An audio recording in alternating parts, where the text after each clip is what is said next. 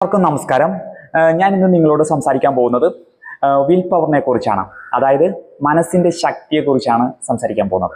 അതായത് നമ്മളുടെ ഒരു ഫീൽഡിൽ വിജയത്തിന് മനസ്സിൻ്റെ പവർ ഭയങ്കര ഏറ്റവും ഇമ്പോർട്ടൻ്റ് ആണ്. ഞാനൊരു ഉദാഹരണം പറയാം. ഇപ്പോൾ ഒരു മത്സ്യത്തൊഴിലാളി ഒരു കടലിലൊക്കെ പോയി അവർ മത്സ്യമൊക്കെ പിടിച്ചു വരുന്നു. അവർക്കൊരു മനസ്സിന് ഭയങ്കര ഒരു ശേഷിയുണ്ട്. മറ്റൊരു വ്യക്തി ഒരു സ്റ്റേജിലൊക്കെ കയറുന്നു, നല്ല സ്പീച്ചൊക്കെ പറയുന്നു, നല്ല രീതിയിൽ സംസാരിക്കുക, കാര്യങ്ങളൊക്കെ ചെയ്യുന്നു. അവിടെ ഒരു മനസ്സിന് നല്ലൊരു ബലമുണ്ട് സ്റ്റേജിലൊക്കെ കയറി പറയാൻ.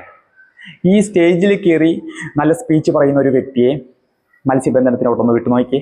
അവർക്ക് പെട്ടെന്ന് കടലിൽ കയറി സാധാരണ തിരമാലകളൊക്കെ കുഴപ്പമുണ്ടാകത്തില്ല, പക്ഷേ മഴക്കാലത്തുണ്ടാകുന്ന ഭയങ്കര ഇതായിട്ടുള്ള തിരമാല വരുമ്പോൾ പേടിച്ച് തകർന്നു പോകും.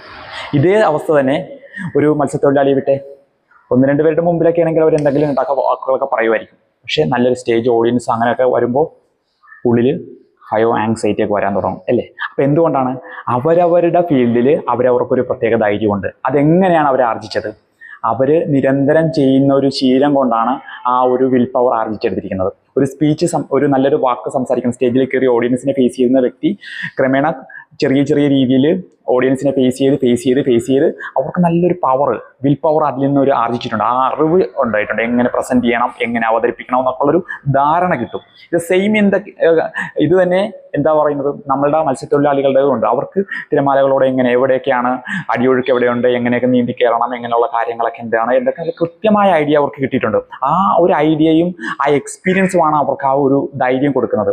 ഇത് സെയിം മറ്റുള്ള എല്ലാ ഫീൽഡിലും ഉണ്ട്. ഇപ്പം നമ്മളൊരു മാർഷൽ ആർട്സ്, എൻ്റെ ഒരു ഫീൽഡിൽ തായ്ക്കൊണ്ടോയിൽ മാർഷൽ ആർട്സിൽ ഒരു ഫൈറ്റ് ചെയ്യണമെന്നുണ്ടെങ്കിൽ ഒരു കുട്ടി ആദ്യം ഇറങ്ങുന്നു, അവൻ ഒരു എക്സ്പീരിയൻസ് ചെയ്യുന്നു. ചിലപ്പോൾ ഒരു ജില്ലാ മത്സരത്തിലായിരിക്കും ഇറങ്ങുന്നത്. ഇറങ്ങി അവിടെ കുറേ എക്സ്പീരിയൻസ് നേടി അതിനുശേഷം അവൻ സ്റ്റേറ്റ് മത്സരത്തിൽ പോകുന്നു, നാഷണൽ മത്സരത്തിൽ പോകുന്നു. അങ്ങനെ അവൻ എക്സ്പീരിയൻസ് നേടിയാണ് അവൻ ആ ഒരു ധൈര്യം ആർജിച്ചെടുക്കുന്നു.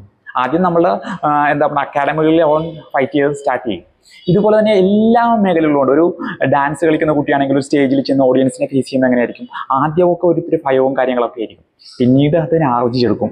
വിദ്യാർത്ഥികൾ എങ്ങനെയാണ് എക്സാമൊക്കെ അറ്റൻഡ് ചെയ്ത് അവർ പോലും അറിയാതെ ധൈര്യം വരുന്നുണ്ട്.